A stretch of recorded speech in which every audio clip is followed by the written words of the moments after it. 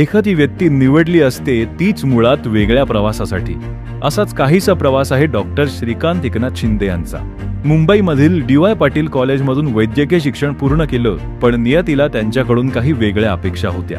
2014 साली थेट लोकसभा निवडणुकीच्या रिंगणात ते उतरले आणि 2.5 लाख मतांच्या मताधिक्यांनी ते विजयी सुद्धा झाले। पक्षासाठी स्वतःला झोकून देण्याची वृत्ती, लोकांसाठी उभं राहणं, हे सगळे गुण त्यांना वडिलांकडून मिळालेले। राजा का बेटा राजा नहीं बनेगा असं आपल्या वडिलांना त्यांनी स्वतः सांगितलं। प्रसंगी मंत्रीपद सुद्धा नाकारलं आणि स्वतःच्या कामातून लोकांच्या मनात घर केलं। एखाद्याची दैनंदिन अडचण सोडवणं असो किंवा मोठ्यात मोठं काम असो, प्रत्येक वेळी श्रीकांत शिंदे यांनी त्याच समर्पित भावनेने काम केलं। यातीलच काही उदाहरणं म्हणजे कल्याणमधील पत्री पुलाचं पूर्ण केलेलं काम, रेल्वे मंत्रालयात पाठपुरावा करून ठाणे दिवा दरम्यान 5वी आणि 6वी मार्गिका पूर्ण करणं किंवा कल्याण रिंग रोड प्रोजेक्ट असो।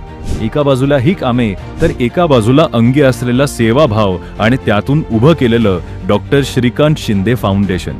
या फाउंडेशनच्या माध्यमातून अनेक गरजूंच्या उपचाराची सोय सुद्धा त्यांनी करून दिली।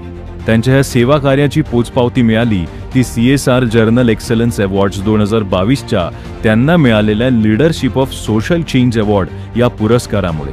ही सर्व राजकीय धावपळ करतानाच त्यांनी कुटुंबाला सुद्धा तेवढाच वेळ दिला।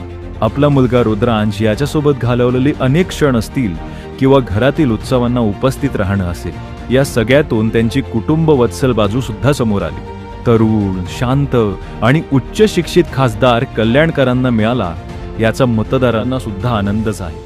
तर वडिलांनी जो शिवसेनेचा आणि बाळासाहेबांच्या विचारांचा वारसा जपला, तोच वारसा श्रीकांत शिंदे यांनी पुढे चालवला याचा शिवसैनिकांना अभिमान आहे।